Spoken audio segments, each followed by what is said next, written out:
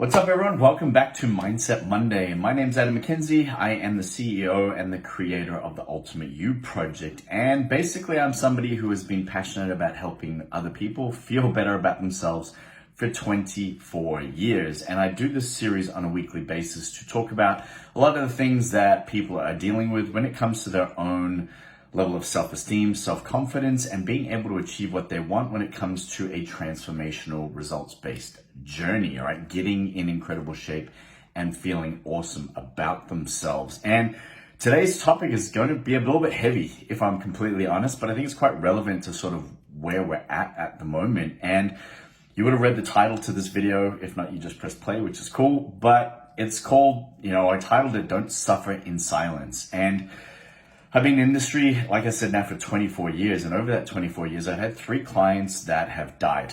Not on my watch, okay, but have died in really sad and unpredictable and incredibly quick ways. And what we found out after the fact was what they were dealing with and suffering from that no one knew.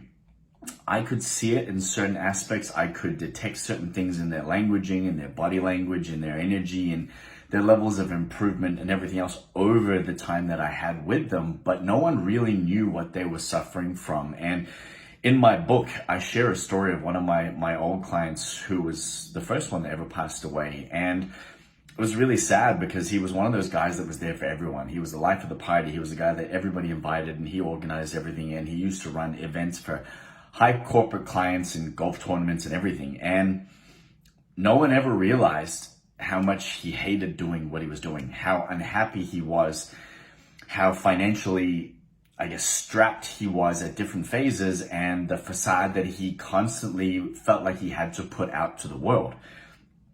So much so that he would suffer at a very deep level, at a level of self-loathing and discomfort that ultimately he ended up dying from it. And when I say he ultimately died from it, he went on a holiday that he'd put off for 8 years. 8 years, okay? He trained with me for 10. And he finally got up one morning, went for a surf, and got dumped by one wave and had a heart attack and died. And, his family who'd been waiting all of these years to finally go on holiday with him, were left distraught. They were left devastated. How could this have happened? And I remember speaking to his wife, 3 or 4 months afterwards, and she found a journal and she found all of this information about what was going on financially and everything that he was suffering with. The fact that he wasn't sleeping most nights because he was suffering in this level of pain. And it's always been a great anchor and reminder for me in my own life, in, being divorced now almost twice, in being a single dad, in making sure that I'm there for my kids, but also making sure I'm there for the people that I help on a daily basis, and there for them in the capacity that they know that there is nothing that they cannot share. There is nothing that they are going through that they cannot ask for help around. There's nothing that they have been suffering with over time that defines who they are and what they're able to achieve and how they're able to feel long term. And if you've been somebody that has suffered in silence at different times, if you are somebody that, struggles to ask for help or struggles to, even articulate and share what's going on for you because you don't want to complain, or I don't want to seem like I'm a Debbie Downer, or I don't want to be the person that is always saying negative things. What I want you to realize is that when you internalize that stuff, it's poisoning you. It is poisoning not just you, but it's poisoning every aspect of your life. It's poisoning your relationships, your body. It's poisoning you being able to be you at the level that you want to be, or at the version that you would like to think you could be. And it's not worth it. It's not worth it. And it took me a long time in my life to realize that it's okay to ask for help. It's okay to share shit that you're going through. I mean, even training with my training buddy today, we were talking about somebody else who now, because of COVID, is a gym owner and his business has been shut down 5 times. And last week they found him hung in his studio, dangling from the rafters. And who knows what he was going through. The fact that we're at a time right now where we're not in control of everything that we can do is fucking mind blowing. Like, the fact that I can't travel is just, it blows my mind. The fact I can't even go to the fucking gym because somebody decided it's not sanitary and safe for me to go, like, it's crazy. And it's really easy to let these things bog us down and affect us. And at the end of the day, some of it's out of your control. So why let it affect you at a deep level without sharing that or voicing it or getting it out or journaling it or using it in some way? And, you know, when I was a kid, I'm sharing lots of stories today. When I was a kid, I had hardcore ADD, and most people would still argue that I have it in some capacity. But the best way for me to get out everything that I had in was just pent up energy. It was sport. It was getting into motion. It was doing activity. And I'm sure some of you can relate. I deal with women that create their own level of suffering at I can't even articulate how deeply and how painfully they can do that. Like, almost to the point of self-hatred. And I don't like that word because I don't believe anybody truly hates who they are, but it's close to that. And they do it in silence. They do it without talking to their partner. They do it with keeping a happy face to be around the kids. They do it with trying to go and be the mum who mingles with all the other mums and the mothers groups and organizes this thing. And on the weekend they socialize and they go to sport and they get their kids into everything. But yet they hate the way they look and feel. They hate the way that their body is now, or when they're trying to find, you know, clothes that they feel comfortable in. But yet they don't share it, and they suffer, and then they sneak food, and then they self-sabotage, and then they drink too much, and then they talk about themselves in ways that no one should talk about themselves ever.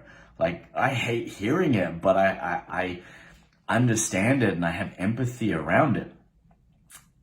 So I'm sharing this with you because I want you to realize that if that's where you're at, don't suffer. Like, there is no reason that any failure that you've had to date around food, exercise, training, even just feeling better about yourself, there is no reason that any of those different things you've tried, anything that you've tried and stopped and started and didn't work, whatever it is, that stuff has nothing and no bearing on what you're able to achieve moving forward, on how you're able to feel moving forward, on what you're able to achieve moving forward. Like, that shit does not define that.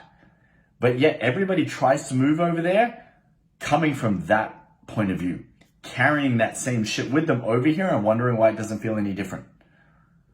Leave that shit behind. It has nothing to do with you being able to go over here, feel and look the way you want, achieve what you want, find a process that's actually going to work for you, that's going to be sustainable long term, that's going to help you transform into a better you.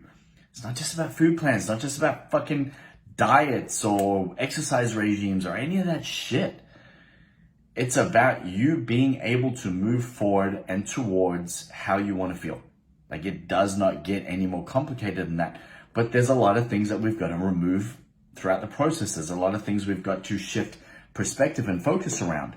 And one of those things that I'm talking about and I want to share with you tonight is the whole fact that you are suffering in silence. That you think somehow it's going to dissipate over time. You're going to somehow feel better. Someone's going to come along eventually and you'll be able to look after yourself. You'll be able to invest in yourself. You'll be able to have time, right? I'll be able to find money later. I'll do it later, right? And we all understand procrastination. We all understand pushing things down the road. But I want you to take stock of how much you are suffering right now, in silence, in pain, just not even feeling comfortable with who you are and how you look. That shit is not worth putting off. It's not worth waiting for. The damage that it will do and continue to do to you long term only leads to shit, terrible, painful, uncomfortable, frustrating outcomes. No one comes along and cleans that slate for you. No one comes along and suddenly changes it and it's just done, right? You have to make that choice. You have to make the choice, one, not to suffer in silence, and two, to do something about it. I don't even mind what that is. Find a support group, journal, meditate, get a coach, whatever it is for you. Do something that's in line with where you want to go rather than staying suffering in silence with where you don't want to be and have it end up in, an end outcome that is sad and devastating for everybody. And I've literally watched that happen 3 different times over my career now. And I mean, fuck, it killed me to lose those people because they were incredible people just as human beings. But it killed me more to realize how much they were suffering in silence.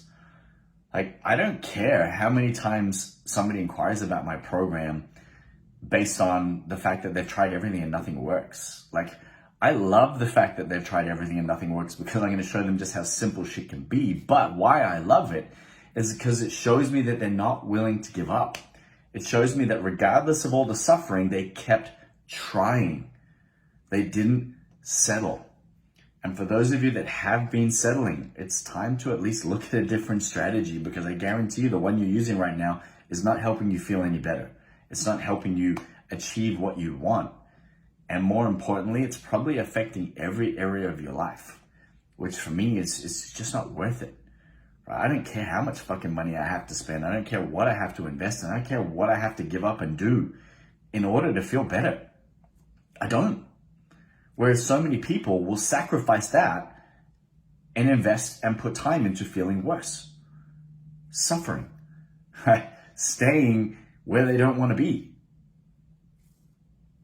I don't get it, but I understand it. And I've been there myself, and I've helped thousands of people over the last 24 years transition away from that. So if you take anything out of my video tonight, all right, is one, reach out for help, whether it's me that you reach out to and I put you on the right track. Whether you join my programs or not, I don't care. I literally do this because I have a true passion and love to help people, to help them feel better and to be better versions of themselves. So if you're sitting there and you just want better, right? You don't have to be in a lot of pain, but you also don't have to settle. Reach out to me, reach out to anybody and take action. And realize that everything that you want in this direction is not attached to that, and it never has to be. Everything over here is still possible for you. You just have to make that choice and that commitment. All right? I look forward to connecting with you next week. If there's anything I can do to help you in your journey, please reach out to me, comment below this, and I will look forward to connecting with you all later in the week.